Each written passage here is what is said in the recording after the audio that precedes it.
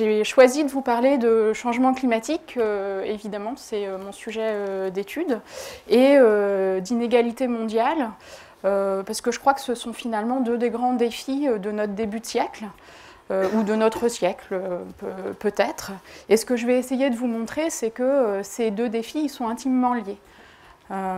Mais avant, je voudrais simplement, pour ceux qui ne connaîtraient pas, vous dire quelques mots sur le fond de ma première diapositive. Donc c'est une représentation du changement climatique qui a été proposée par Ed Hawkins. Et chaque ligne verticale correspond à une année, à la température annuelle moyenne de cette année-là, depuis 1850 jusqu'à 2200. Plus on est vers le vert foncé, plus on est vers le zéro, c'est-à-dire la température pré-industrielle, et plus on va vers le rouge foncé, plus la température augmente. Et aujourd'hui, on est là, on est au milieu finalement, à environ plus 1 degré par rapport à l'ère pré-industrielle. Et toute la partie droite de ma diapositive, c'est le futur. Vous voyez que le futur n'est pas déjà écrit, il y a plusieurs possibilités, plusieurs scénarios qui vont dépendre des actions de réduction des émissions de gaz à effet de serre qu'on va mettre en place ou pas. Et finalement, mon exposé aujourd'hui, il va aussi être un petit peu en deux parties. Comme sur la diapo, une première partie où je vais vous proposer une analyse des faits passés et présents, et puis une deuxième partie où on va se projeter dans le futur du changement climatique et des inégalités. Donc pour ça, je vais m'appuyer sur deux publications récentes avec mes collègues Nicolas Taconnet et Aurélie Méjean, tous les deux au CIRED. Donc le premier, c'est une revue de littérature qui fait finalement l'état des lieux des connaissances sur les liens entre inégalité mondiale et changement climatique. Et le second, c'est un article qui construit des scénarios prospectifs, donc du futur, des évolutions socio-économiques et climatiques, et qui montre dans quelle mesure le changement climatique peut avoir une incidence sur les inégalités futures entre pays.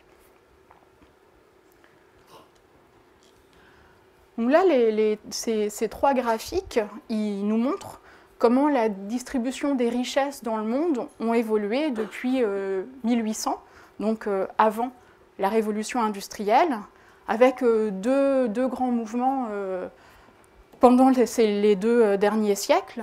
En 1800, finalement, la majorité de la population mondiale était sous le seuil de pauvreté.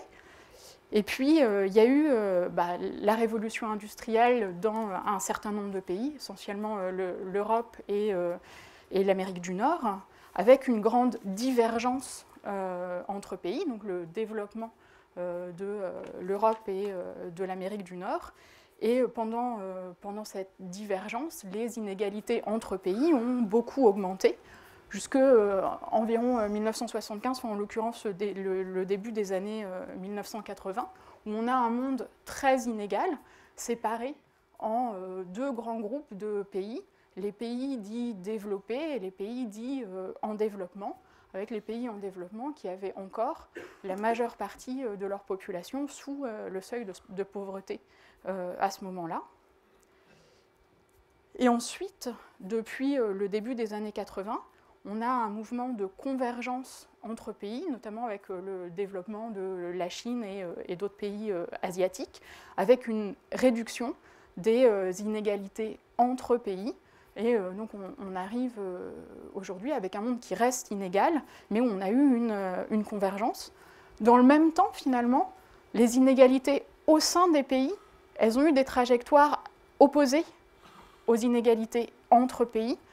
C'est-à-dire que depuis 1920, les inégalités, et jusqu'en 1980, les inégalités entre individus au sein d'un pays étaient sur une tendance décroissante. Et depuis 1980, elles ont commencé à réaugmenter. Dans le même temps, et finalement en partie pour la même cause, la révolution industrielle, depuis donc 2 siècles, les émissions de gaz à effet de serre, et ici, hein, ce qu'on voit, c'est les émissions de CO2 d'origine anthropique, donc les émissions dues à la combustion d'énergie fossile, en grande partie, hein, charbon, gaz, pétrole, qui sont passées d'un niveau négligeable avant la révolution industrielle à plus de 30 milliards de tonnes par an. Ces émissions, elles s'accumulent dans notre atmosphère, elles créent un forçage radiatif additionnel et donc une augmentation de la température annuelle moyenne. Et c'est ce qu'on voit dans le graphique du bas, hein, où on est aujourd'hui à peu près plus 1 degré par rapport à l'ère pré-industrielle. Et moi, ce que je veux vous montrer aujourd'hui, ce que je vous propose de regarder, c'est justement les liens entre ces deux histoires, l'histoire des inégalités mondiales et l'histoire du changement climatique. Alors je vais commencer par quelques définitions pour être sûr qu'on parle de la même chose. C'est un peu aride, mais je pense que c'est nécessaire. Donc quand on parle d'inégalité, de quoi on parle finalement? Donc l'étude des inégalités, elle s'intéresse à la façon dont certains avantages ou désavantages sont distribués au sein d'une société. On va parler de justice distributive à ce moment-là, et au caractère juste ou non des procédures de distribution de ces avantages ou de ces désavantages. À ce moment-là, on va parler plutôt de justice procédurale, quand on parle de la façon dont se passent les choses. Et au sens économique du terme, on entend souvent par inégalité la dispersion des revenus entre individus au sein d'un pays ou entre pays, ou éventuellement entre individus du monde, si on met les deux en même temps.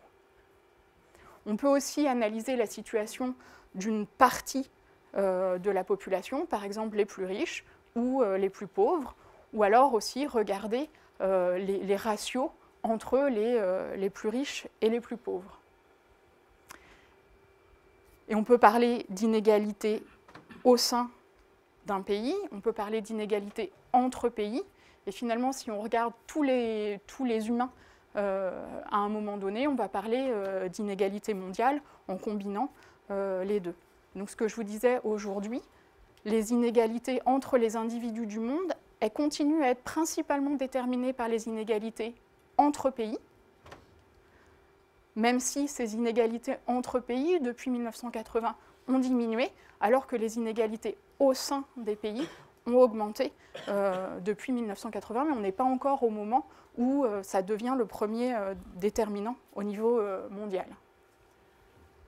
Évidemment, les revenus, c'est une vision très limitée des inégalités économiques, et en particulier les inégalités de patrimoine, c'est-à-dire le capital qui est possédé, est très important, notamment parce que le capital est encore plus concentré dans la main d'un petit nombre que les revenus, et parce qu'il y a un effet cumulatif du capital qui génère des revenus, et donc il y a un effet boule de neige finalement de cet effet-là. C'est ce qu'étudie quelqu'un comme Thomas Piketty, par exemple, les inégalités de patrimoine. Et bien sûr, alors je suis économiste, mais l'économie n'a pas vocation à tout voir, et bien sûr, les inégalités économiques sont une partie des inégalités qui sont en réalité multidimensionnelles, avec bien d'autres types d'inégalités sociales, par exemple des inégalités de genre, qui influencent sur les conditions de vie des individus, sur l'accès à l'éducation, à la santé, aux prises de décision, etc. Donc voilà, moi je vais essentiellement vous parler d'inégalités au sens économique du terme. Je vais vous parler essentiellement d'inégalités de revenus. Mais je pense que c'est important de le resituer dans un contexte plus large. Et donc je vais vous parler d'inégalités liées au changement climatique. Quand on regarde les inégalités liées au changement climatique, ou plus largement finalement les inégalités liées à l'environnement, on va avoir 4 types d'inégalités. On va avoir les inégalités d'exposition ou d'accès. C'est l'inégale distribution de la qualité de l'environnement pour différents groupes sociaux, que ce soit positif ou négatif. Donc finalement, quand on va parler du changement climatique, ça va être les inégalités d'exposition aux effets du changement climatique et les inégalités de vulnérabilité aux effets du changement climatique, que ce soit la montée des eaux, l'augmentation de la fréquence des événements extrêmes ou de leur intensité, etc. Sur le côté positif, on peut aussi y mettre là des inégalités, par exemple, d'accès à des services de refroidissement qui sont permis par la présence d'un parc ou d'un lac et la différence de possibilités d'accès à ces lieux-là ou de proximité de ces lieux-là selon les différentes catégories sociales. Le deuxième type d'inégalité liée à l'environnement, ça va être les inégalités d'impact sur l'environnement. Donc là, quand on va parler de changement climatique, c'est les inégales contributions aux émissions de gaz à effet de serre qui causent le changement climatique. Puis, parce qu'on va chercher à répondre au changement climatique, à mettre en place des politiques d'atténuation, donc de réduction des émissions de gaz à effet de serre et ou d'adaptation, c'est-à-dire de s'adapter à un climat qui change, ces politiques-là, elles peuvent induire aussi ou exacerber ou au contraire réduire des inégalités. Par exemple, parce que des politiques d'atténuation vont souvent passer par un prix sur les énergies ou des phénomènes qui vont augmenter les prix des biens alimentaires et qui donc vont avoir des effets différenciés selon les types de consommation, les parts de budget des ménages consacrés à ces biens-là. Et puis, quatrième type d'inégalité liée au changement climatique, l'inégalité dans l'accès à la décision, parce que certains individus ou groupes sociaux vont avoir plus ou moins de facilité à participer ou à influencer les décisions justement de politique qui sont prises. Il y aurait beaucoup de choses à dire sur le quatrième, mais parce qu'il faut bien faire des choix, je vais me concentrer sur les trois premiers dans cet exposé. Et donc, je vais commencer tout de suite par les inégalités d'exposition et de vulnérabilité. Donc, dans la littérature, il y a un consensus sur le fait que les pays pauvres et les individus les plus pauvres sont les plus exposés et les plus vulnérables aux impacts du changement climatique. Ça ne veut pas dire que les pays riches ou les individus les plus riches ne sont pas exposés. Ça veut dire que la répartition des risques climatiques touche de façon disproportionnée les pays et les individus les plus pauvres.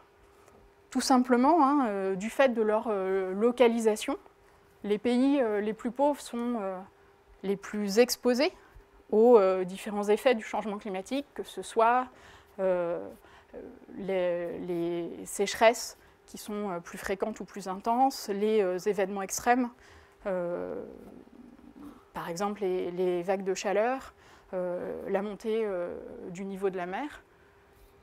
Et donc il y a plusieurs types d'indices qu'on peut regarder. Là, c'est une carte qui montre un des indices qui a été construit pour mesurer la vulnérabilité d'un pays au changement climatique. Et donc on voit bien que finalement, c'est les pays qui sont autour de l'équateur qui ont des indices de vulnérabilité les plus grands.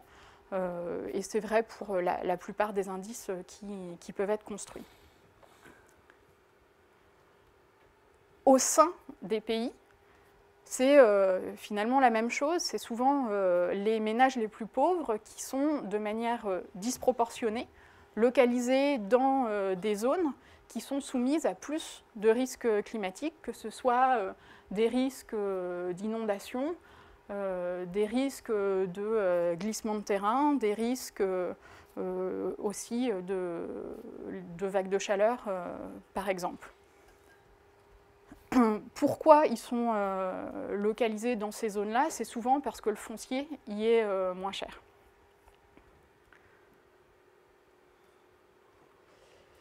Et puis l'exposition, c'est une chose, mais finalement l'exposition à des mêmes impacts physiques ne se traduisent pas de la même façon pour les différents pays et pour les différentes catégories de ménages, parce que là aussi souvent, la vulnérabilité et les capacités d'adaptation ne sont pas les mêmes.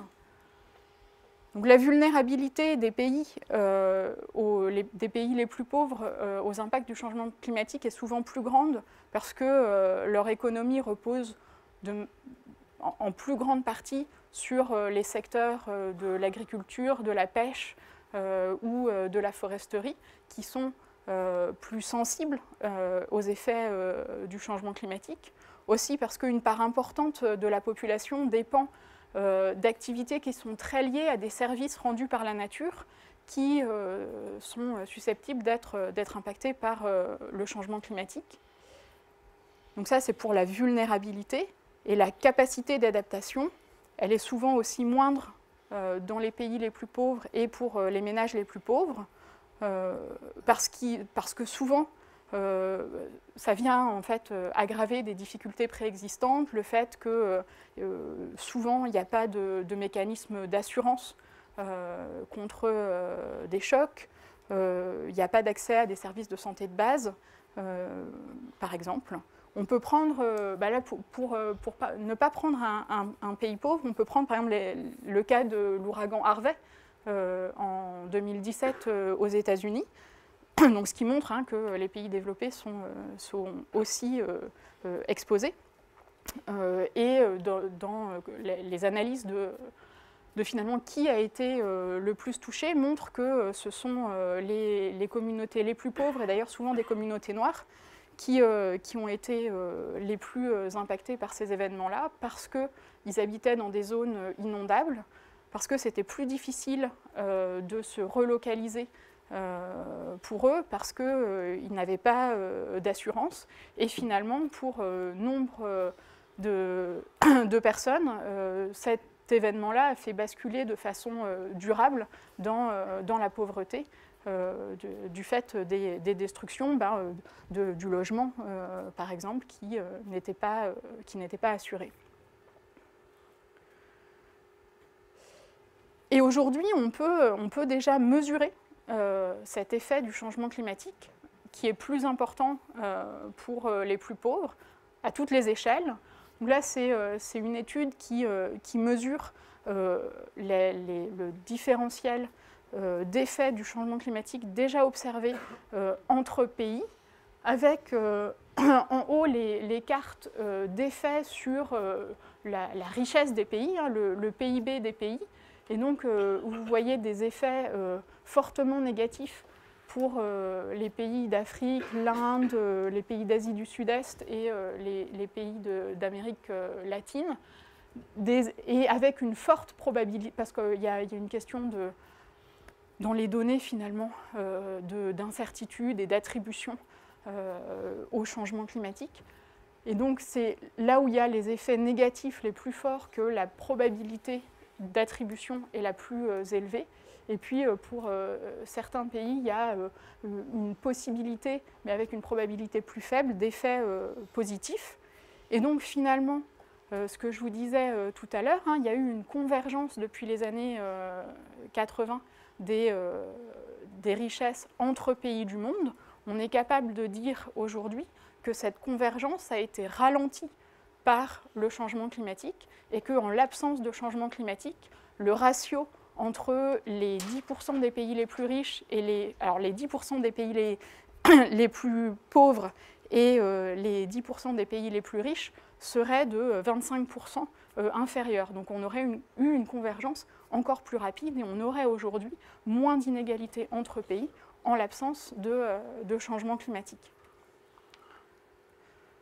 Et donc finalement, le changement climatique, il agit comme un amplificateur des risques pour les pays et les individus les plus pauvres.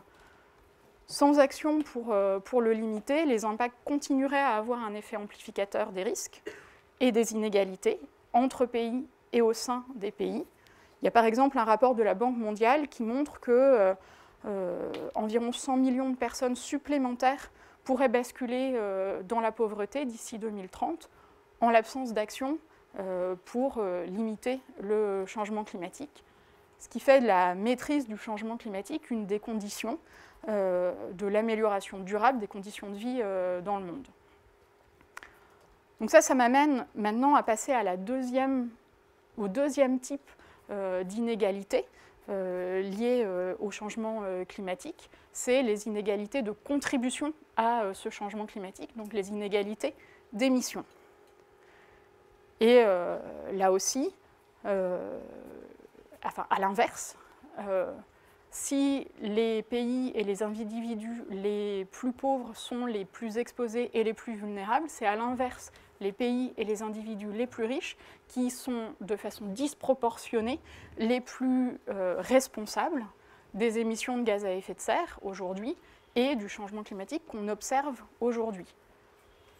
Donc entre pays, les émissions de gaz à effet de serre aujourd'hui restent principalement liées au niveau de richesse et de développement. Et donc, si on le rapporte à la population, les émissions territoriales, donc qui ont lieu sur le territoire des pays, aux États-Unis, on est à presque 20 tonnes de CO2 équivalent par habitant et par an. En Europe, on est autour de 8. En Chine aussi. Et en Inde, on est autour de 2 tonnes de CO2 équivalent par habitant et par an. Et dans des pays d'Afrique comme le Sénégal ou le Burkina Faso, on est en dessous de 1 tonne. Donc il y a un rapport de 1 à 20. Si on voulait réattribuer les émissions, non pas sur les territoires où elles ont lieu, mais là où les biens finaux sont consommés, on aurait encore plus d'écart entre les pays pauvres et les pays riches, parce que d'une façon générale, les pays les plus développés sont importateurs nets d'émissions. En fait, c'est des émissions qui ont lieu ailleurs pour produire des biens qui sont consommés en Europe ou en Amérique du Nord, alors que les pays émergents et en développement sont globalement exportateurs nets d'émissions. Et puis, si on cherche non plus à regarder les flux d'émissions, mais le cumul des émissions, puisque c'est bien les émissions qui s'accumulent dans l'atmosphère qui causent le changement climatique. Donc si on veut regarder la responsabilité des différents pays du changement climatique qu'on observe, eh ben, on va encore avoir plus d'inégalités entre les pays, puisque ce sont les pays qui sont les plus développés aujourd'hui qui émettent depuis plus longtemps des émissions de gaz à effet de serre, puisqu'ils ont été les premiers à faire la révolution industrielle. Si bien qu'on arrive, ça c'est une carte d'émissions cumulées par habitant, et d'ailleurs pas cumulées depuis la révolution industrielle, parce que les données ne sont pas disponibles, c'est depuis 1990. Et donc on voit très nettement. Donc c'est les émissions cumulées territoriales. Donc là, elles ne sont pas réattribuées à la consommation. Donc on pourrait encore avoir des écarts plus grands. Et donc on voit bien que ce sont les pays qui sont aujourd'hui les plus riches, qui sont les plus responsables de l'accumulation de gaz à effet de serre dans notre atmosphère. Si maintenant on regarde au sein des pays, il existe aussi de grandes disparités dans l'empreinte carbone des ménages. Évidemment, le niveau de richesse d'un individu n'est pas le seul déterminant de son empreinte carbone, de ses émissions. Les autres déterminants vont être liés à la localisation urbaine, périurbaine, rurale, au mode de vie d'une façon générale, à l'âge. Mais le facteur richesse reste le premier déterminant de l'empreinte carbone, des émissions associées à la consommation des ménages. Ça a été montré pour tous les pays d'Europe, pour les États-Unis, pour la Chine. Et là, par exemple, vous avez pour les ménages français, donc c'est une étude récente de l'ADEME, où entre le décile des ménages les plus pauvres et le décile des ménages les plus riches, il y a quasiment un facteur 3 en empreinte, en émissions.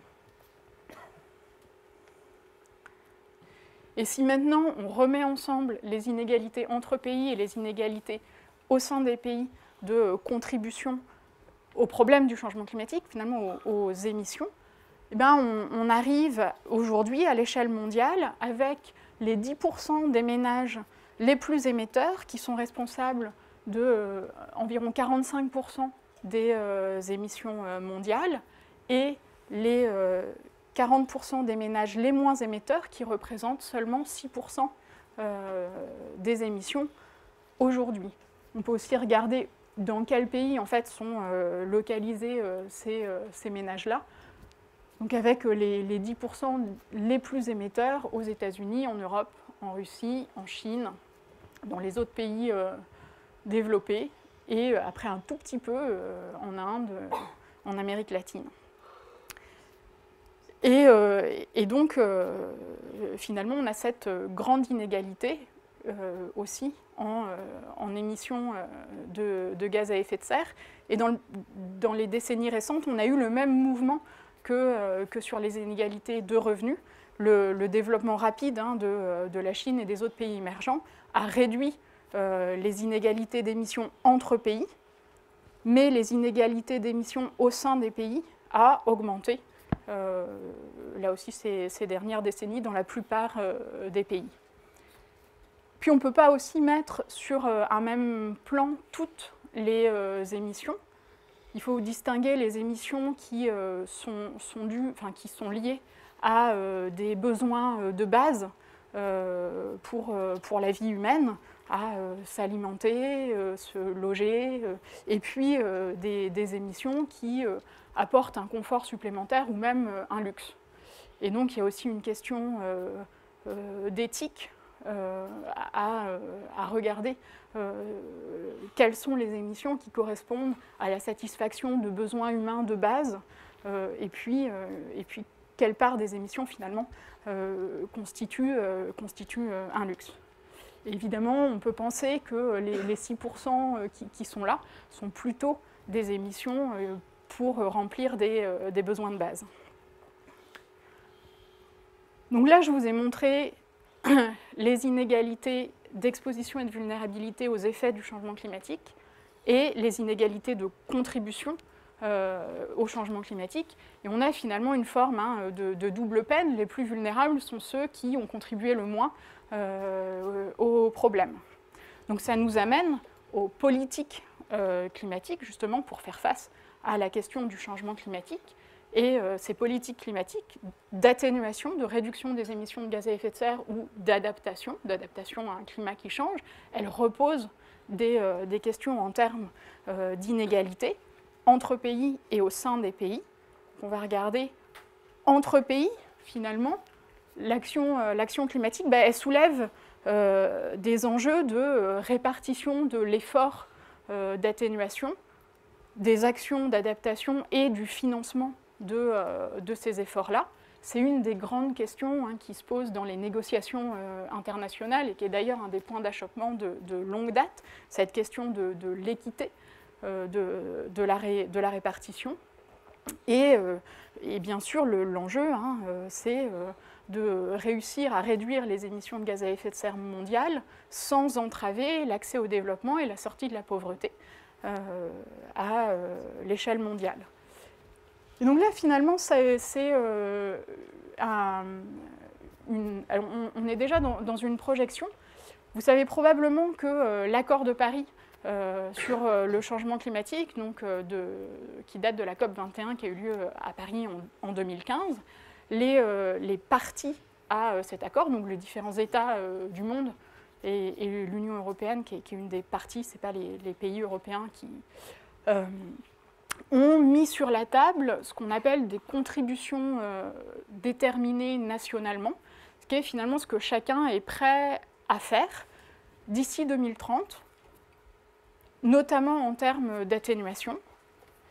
Et donc, alors ça a été donné sous différentes formes, et parfois il faut faire un certain nombre d'hypothèses pour traduire la façon dont les pays ont donné leur contribution en émissions absolues en 2030, mais en faisant les hypothèses, c'est pour ça qu'il y a un petit peu d'incertitude, mais finalement, on peut prendre ce que les 180 et quelques pays ont mis sur la table et regarder si chacun faisait exactement ce qu'il a dit qu'il allait faire, où est-ce qu'on serait en termes d'émissions mondiales et où est-ce que chacun des pays serait.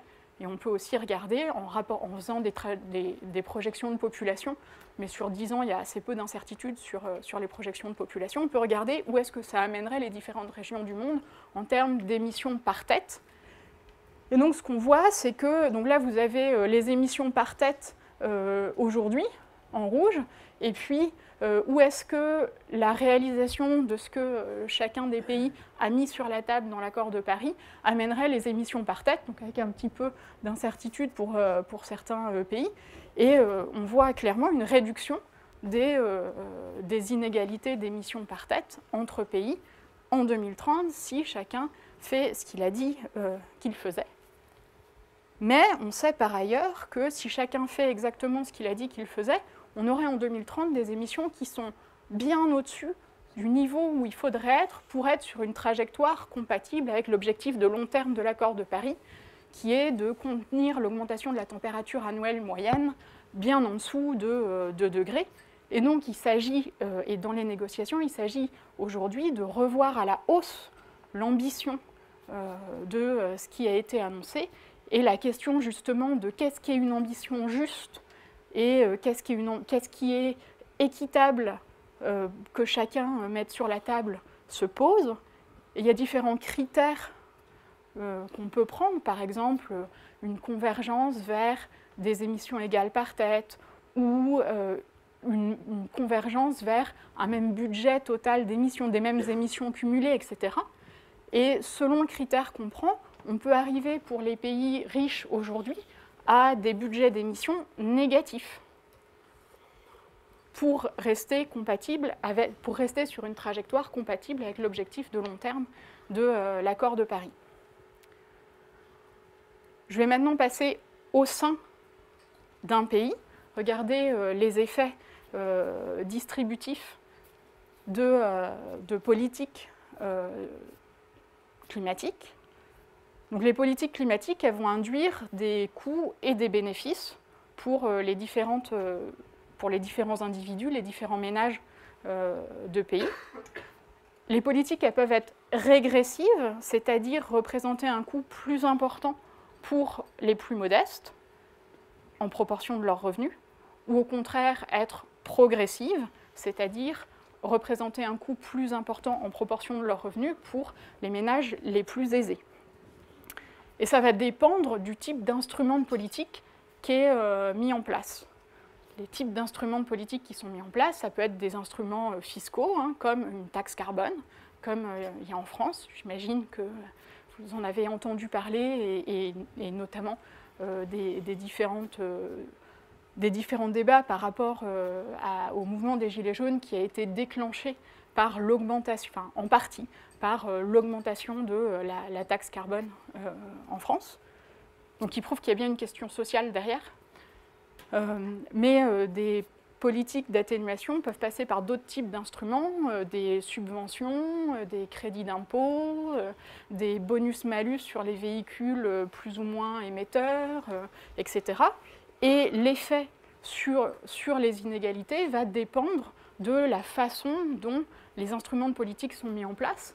Donc là, c'est une étude qui a été conduite par une ancienne collègue, Audrey Berry, au CIRED, sur justement la fiscalité carbone en France, qui montre que donc vous avez les déciles, les 10 déciles, donc les déciles les plus modestes à gauche et le décile le plus riche à droite, et donc qui montre que la fiscalité carbone en France, elle est régressive s'il n'y a pas de transfert.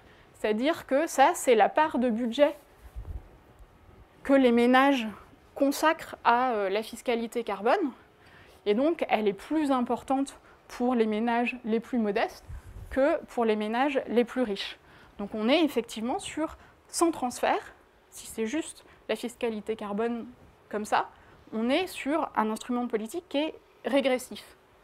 Mais une fiscalité carbone, elle donne lieu à un revenu, et ensuite on peut décider d'utiliser une partie, tout ou partie du revenu pour compenser la régressivité. Ce qui aujourd'hui n'est pas fait en France. Donc ça, c'est des études de ce qui pourrait être fait.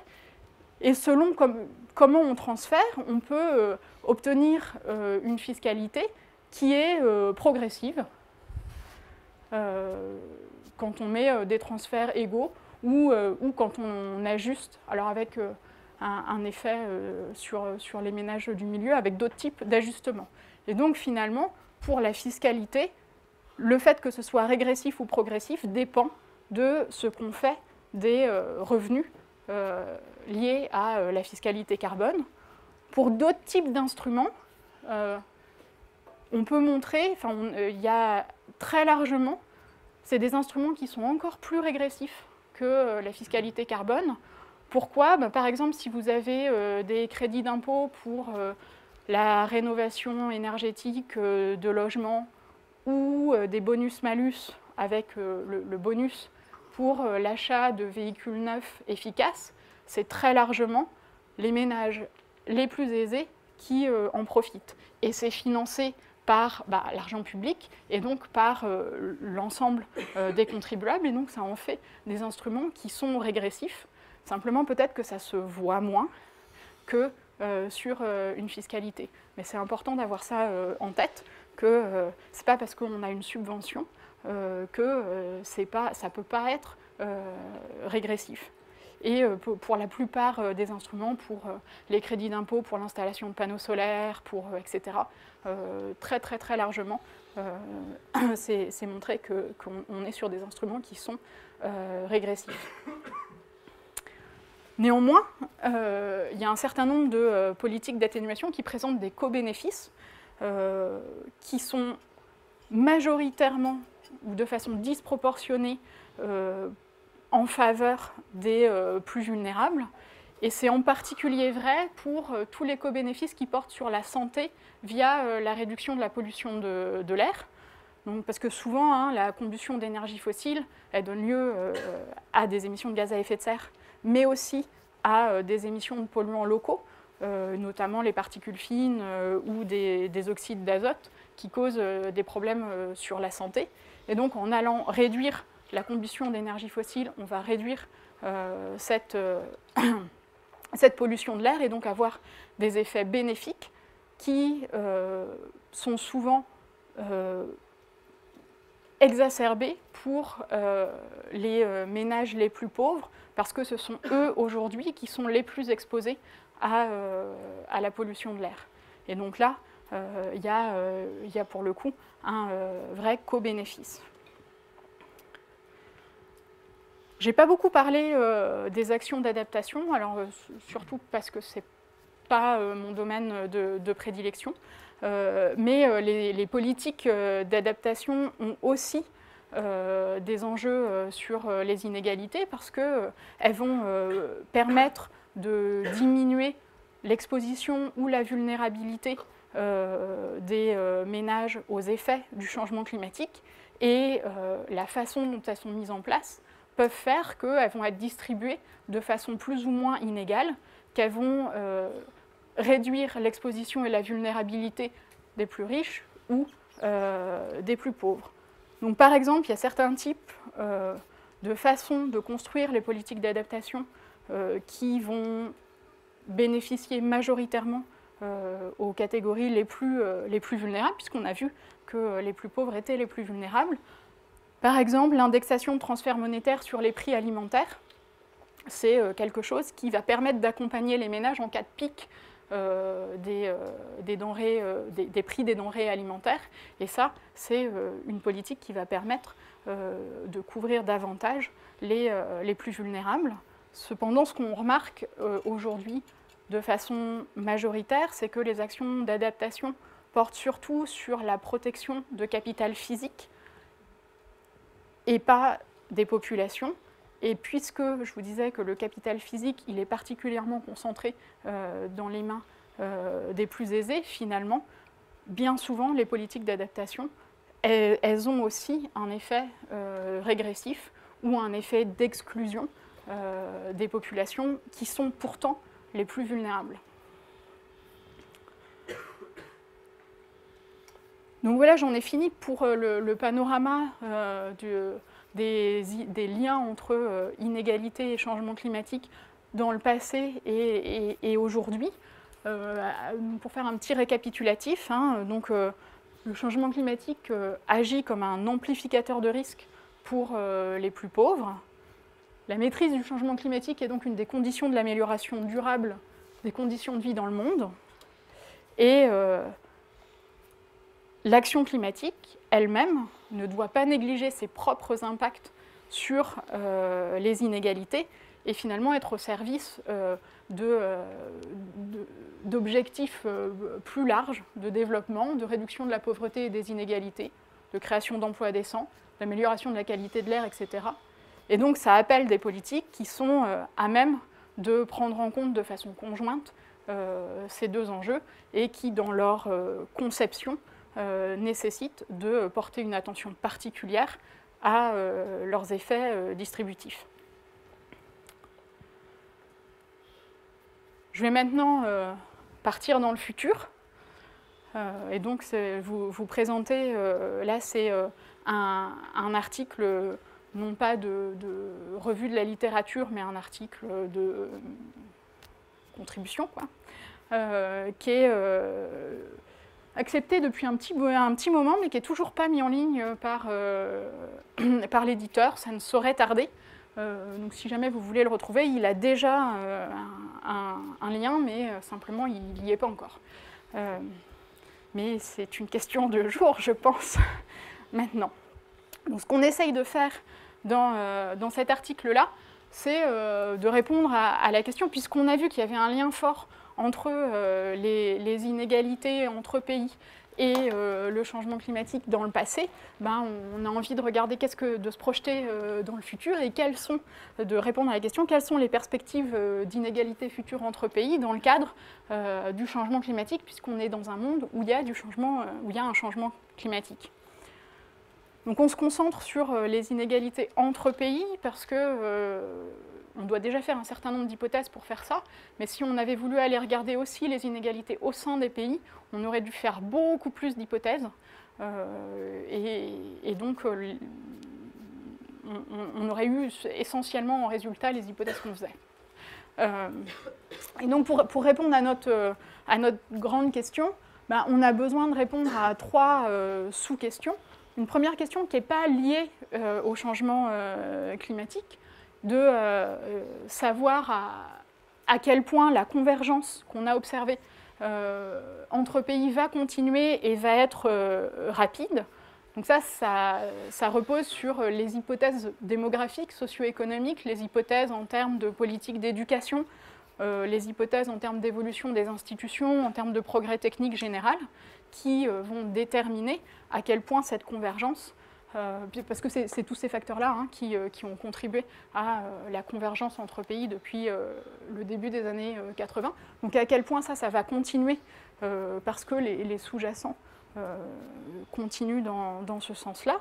Et puis les deux autres questions sont des questions qui sont directement liées au changement climatique. D'une part, à quel point les impacts du changement climatique vont être importants. Ça va dépendre un peu de à quel point les émissions de gaz à effet de serre vont être importantes, et puis à quel point le système répond fortement à ces émissions. Donc à quel point les impacts sont importants et à quel point ils sont inégalement répartis entre pays. Et puis d'autre part, si on est optimiste et qu'on pense qu'il va y avoir des politiques de réduction des émissions de gaz à effet de serre, à quel point les coûts de l'atténuation sont importants. Donc ça va dépendre de à quel point on réduit les émissions, et puis à quel point finalement c'est difficile et coûteux de les réduire, et puis à quel point ce coût de l'atténuation est inégalement réparti entre les pays.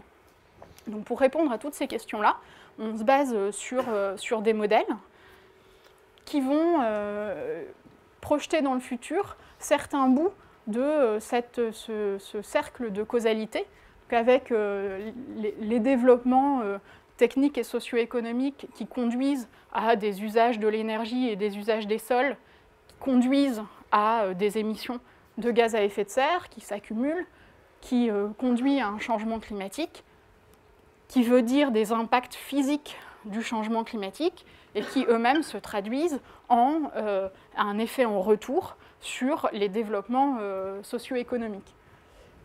Et donc on a de ce côté-là finalement des modèles qu'on va appeler des modèles d'évaluation intégrée, ce qui veut dire tout et rien, mais qui partent d'hypothèses de développement socio-économique et qui vont modéliser les évolutions conjointes des systèmes socio-économiques et techniques et d'usage des sols et comment est-ce que ça se traduit en émissions de gaz à effet de serre. Ensuite, des modèles que vous connaissez, enfin, que certains ici connaissent bien mieux que moi, les modèles qui vont partir de trajectoires d'émissions et modéliser le changement climatique associé. Et puis, un troisième type de modèle qui va modéliser les effets en retour sur les sociétés et les économies des impacts physiques du changement climatique. Et donc, pour faire dialoguer ces trois types de modèles, on va le faire autour de scénarios qui sont un peu des objets autour desquels on se coordonne. Donc, un petit nombre de scénarios pour justement se coordonner. Et donc, il y a notamment les scénarios socio-économiques. Il y a une nouvelle génération là, de scénarios socio-économiques pour la recherche sur le climat qui a été développée il y a quelques années, qui s'appellent les SSP, les Shared Socio-Economic Pathways, qui sont au nombre de 5. Donc finalement, c'est des scénarios d'évolution des sociétés humaines entre aujourd'hui et la fin de ce siècle. Sur la base, alors l'idée c'est qu'ils racontent des histoires qui sont cohérentes entre elles et que entre eux, ils soient aussi contrastés que possible par rapport aux questions qu'on peut se poser sur le changement climatique, donc par rapport aux questions qu'on peut se poser sur les impacts et la vulnérabilité à ces impacts et aux questions qu'on peut se poser sur l'atténuation. Et donc il a été décidé de raconter 5 histoires de développement socio-économique, alors qui ont des petits noms. Sustainability, middle of the road, c'est celui qui est un peu au milieu et qui, on ne sait pas bien qu'est-ce qu'il y a vraiment derrière. Il y a le numéro 3, qui est plutôt le monde extrêmement pessimiste, avec très très peu de progrès techniques, des institutions qui fonctionnent mal, etc. Le numéro 4, c'est l'histoire des inégalités, à la fois entre pays et au sein des pays. Et puis le SSP numéro 5, c'est une histoire de développement rapide et de convergence rapide entre États, entre pays, mais qui s'appuie sur l'utilisation accrue d'énergie fossile. Et donc, à partir de ces histoires qui sont racontées, il y a des modèles démographiques, des modèles économiques et des modèles d'évaluation intégrée qui vont quantifier, qui vont proposer des quantifications pour ces histoires-là en termes démographiques, donc avec la population mondiale qui continue à augmenter dans le SSP3 ou qui atteint un pic et puis avec une stagnation ou même qui décroît dans d'autres des histoires. Il y a des quantification de la croissance des différents pays du monde. Donc là, je vous montre les choses agrégées à l'échelle mondiale, mais les quantifications existent à l'échelle des pays, donc pour les croissances. Et puis ensuite, c'est traduit ou quantifié en termes d'émissions de CO2 dans ces mondes futurs. Là, ces mondes futurs dans lesquels on imagine qu'il n'y a absolument aucune politique de réduction des émissions de gaz à effet de serre, donc qui n'est déjà pas le monde dans lequel on est. On appelle ces mondes-là des baselines, donc c'est des mondes un peu virtuels dans lesquels il n'y aurait vraiment aucune volonté de réduire les émissions de gaz à effet de serre et dans lesquels il n'y aurait aussi aucun impact du changement climatique. Donc là, on est sur des mondes complètement virtuels. Et puis ensuite, dans ces mondes, on va venir mettre en place des politiques de réduction des émissions de gaz à effet de serre pour atteindre, vous avez les baselines, qui, avec finalement un faisceau assez large de ce qui peut se passer, puis on va venir mettre en place des politiques de réduction des émissions de gaz à effet de serre dans le monde pour respecter des trajectoires d'atténuation, de réduction des émissions de gaz à effet de serre qui sont compatibles, alors celles qui sont en gras, c'est des trajectoires qui sont compatibles avec un certain niveau de forçage radiatif additionnel en 2100. Vous avez peut-être entendu parler des RCP, les Representative Concentration Pathways, donc c'est des trajectoires en concentration. Là, je vous montre les émissions qui sont sous-jacentes, mais peu importe, avec des niveaux donc, qui vont de 6 watts par mètre carré jusqu'à 1,9, et donc avec des traductions de fourchettes de température à la fin du siècle auxquelles ça correspond. Et donc ça, c'est dans les modèles qu'on appelle d'évaluation intégrée qu'on met en place ces politiques-là.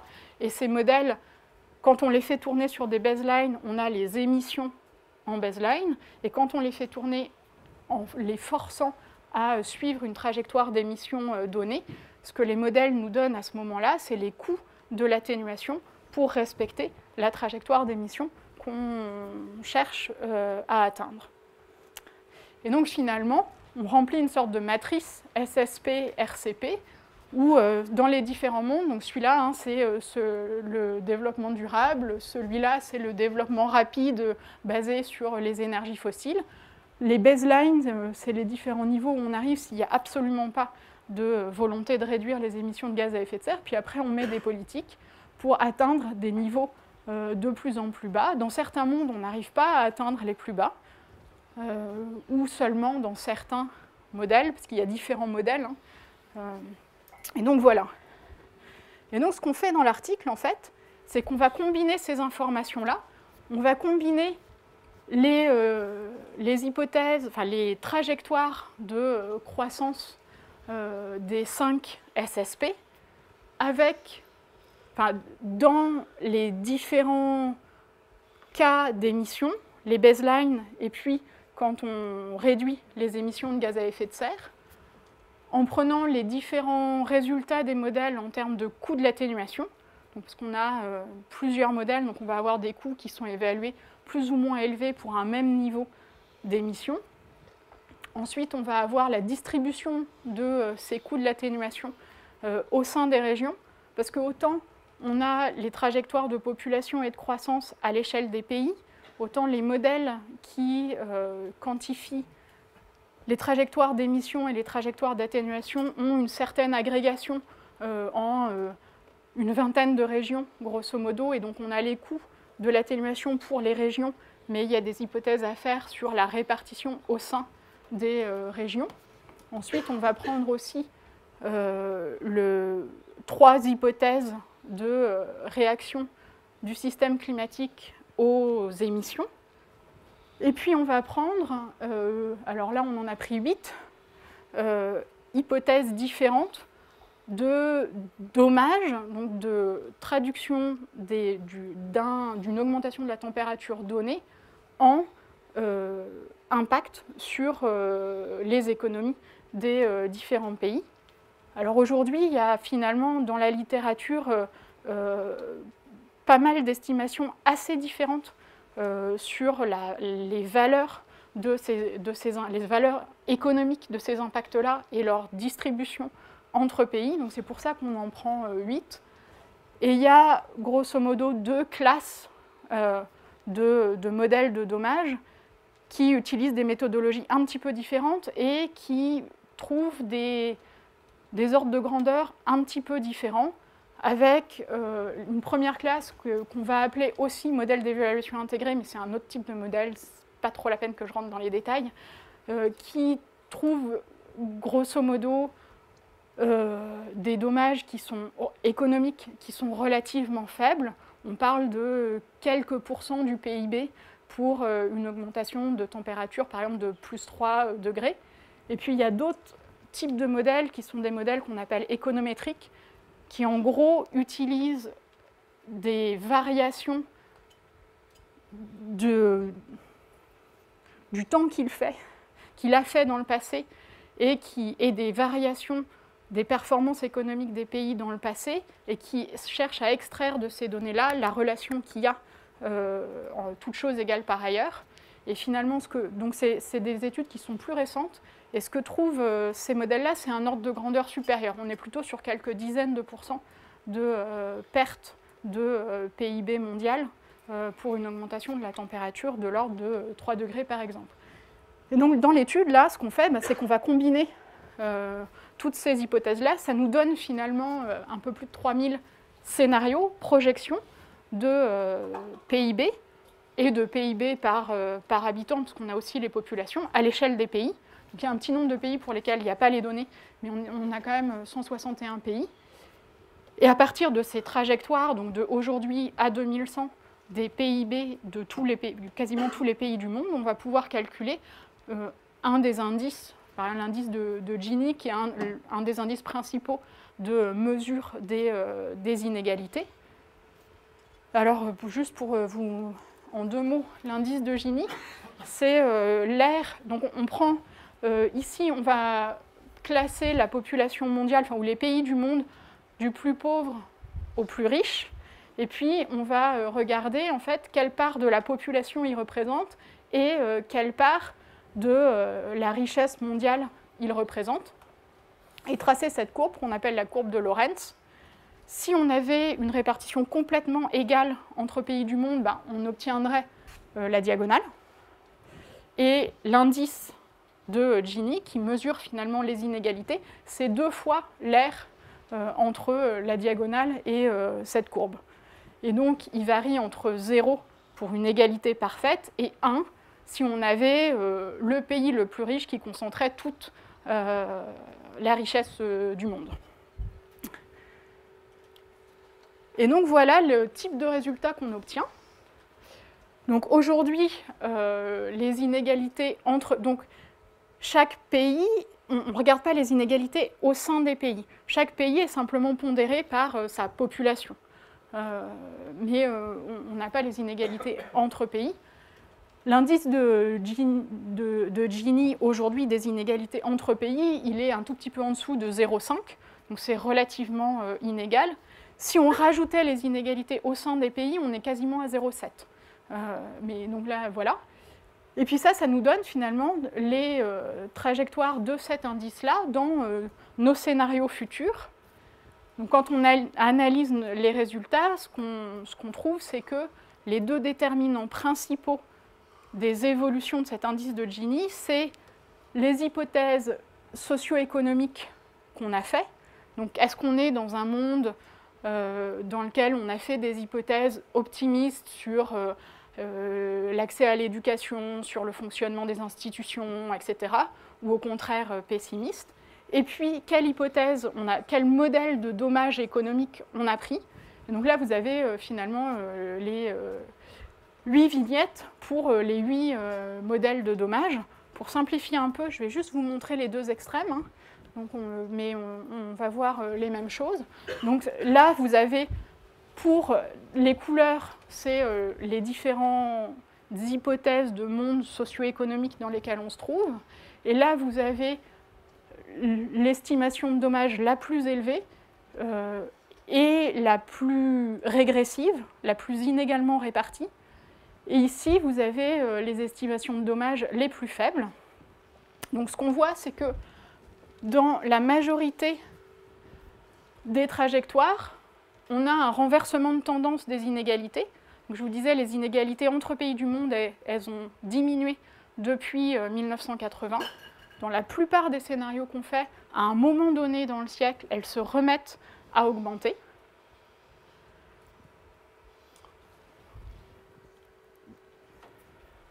Il y a des cas d'inversion de tendance dans tous les scénarios socio-économiques, même les plus optimistes.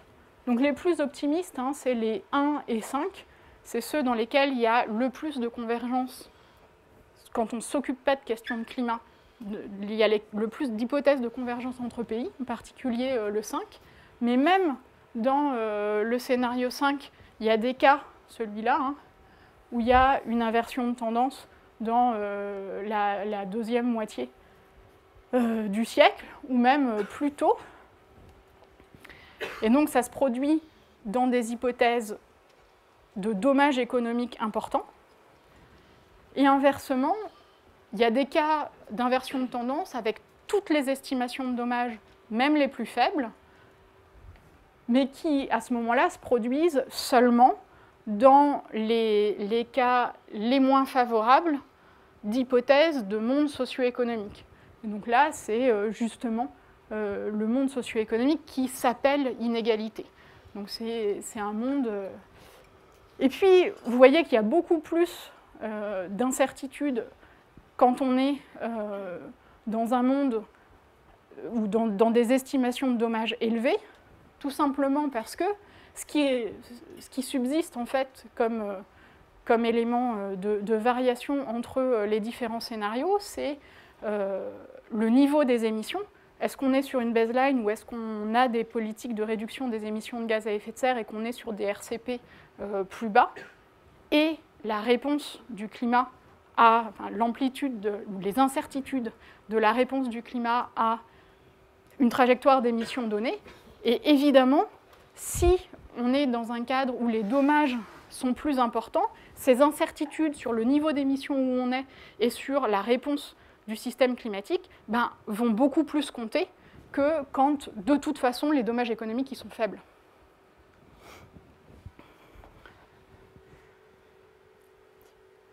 Et puis un deuxième type de question, et qui est la question finalement importante en termes politiques, qu'on peut se poser, c'est est-ce que le fait de choisir de faire de l'atténuation, de réduire les émissions de gaz à effet de serre, ça réduit les inégalités entre pays?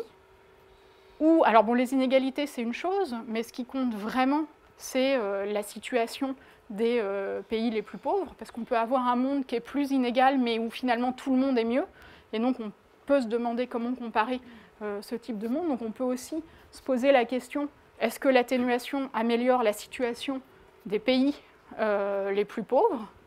Donc ça, c'est une visualisation de la réponse qu'on peut apporter avec nos scénarios à cette question-là. Donc vous avez dans chaque petit carré, c'est un monde socio-économique futur. Donc par exemple, celui-là, c'est le monde où il y a un développement rapide. Et là, vous avez les différents modèles de dommages économiques, avec ces deux modèles-là qui sont les modèles de dommages économiques faibles et ceux-là, des modèles de dommages économiques plus forts. Et donc ce qu'on voit, c'est que dans la plupart des cas, quand on est dans des modèles de dommages économiques forts, on va avoir les trajectoires d'émissions les plus faibles, donc les RCP les plus faibles, qui sont les plus favorables pour les pays les plus pauvres. C'est particulièrement vrai pour le SSP4, c'est vrai pour quasiment tous les cas du SSP1. Le SSP3 n'atteint jamais les niveaux d'émissions les plus faibles, et donc le niveau d'émissions le plus faible, c'est seulement le RCP 3.4. Et donc à ce moment-là, c'est très souvent ce niveau-là qui est le plus favorable. Je crois que j'avais écrit tout ça.